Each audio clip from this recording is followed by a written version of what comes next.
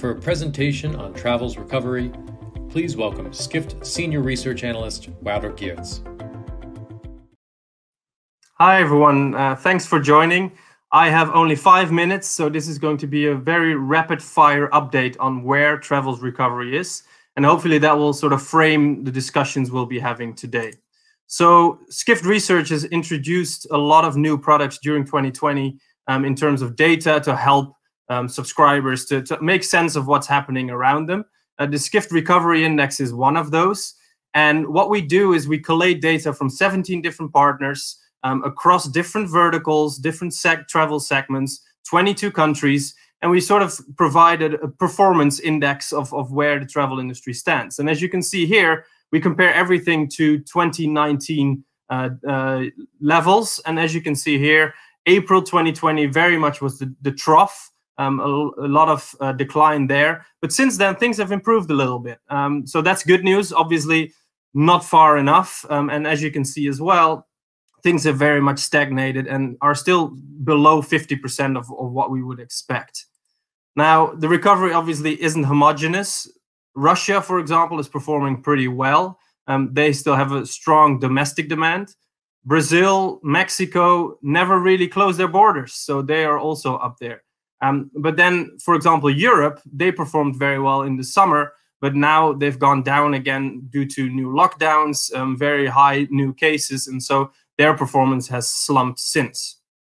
And when we look at different travel verticals, as you can see here, the initial trajectory of especially car rental was pretty positive after the deep trough. But since then, things have slowed down, especially for car rental, as flights have started to creep up little by little. Accommodation, and especially things like alternative accommodation, have actually performed the best of all. So what is 2021 going to bring? Well, I'm sure we'll have lots of discussions on that today. We have some insights here that I just wanted to share. So first of all, here's some data from our travel tracker. This is a survey that we do with 1,000 US residents each month. And as you can see, the amount of people that believe that they'll be spending more on travel in 2021 over the next 12 months is increasing rapidly. So people are hopeful that travel will return in 2021. So that's very positive.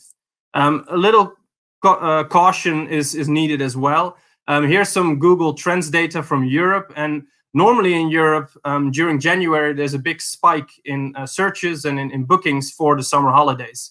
This year, that didn't happen. So clearly, what happened in 2020 might still happen in 2021 as well, which is shorter booking times as well as higher cancellations. Finally, vaccinations. What will be the impact of vaccinations? We will be tracking it compared to the recovery index as well. Just a little snippet of what might come is TUI last week had a earnings call, and they said that especially demand from the UK is high. And as you can see here, the UK is, especially compared to its European neighbors, far more ahead in its vaccination drive than other countries. So maybe that's something of an indication of what might be down the line. Finally, in my last minute, I just wanted to talk a little bit about OTAs and will OTAs come out of this pandemic stronger or not? It's a very good question, an important one, very hard to answer right now. But I think what is important to note is that OTAs have been hit very hard by this pandemic. In previous pandemics, they came out at the same levels or maybe even better due to the factors at play. This time, they have been hit very hard. And so we'll have to see how they can come out of this pandemic.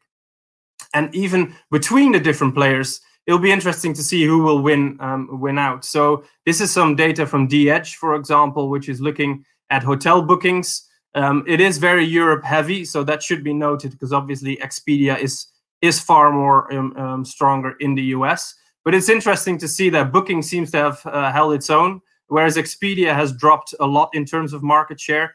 This might have something to do with the fact that Expedia focuses more on packages and flights, whereas Booking is obviously far more focused on accommodation, which, as we saw, has performed better. Direct bookings have also increased rapidly. So is this something that will last? Will hotels be able to continue to keep that market share over the coming years? A lot of questions, a lot of nuance here, a lot of debatable facts that I've put out here. I'm sure we will have lots of discussions with speakers about all of these things. So once again, thanks for joining, and let's get started.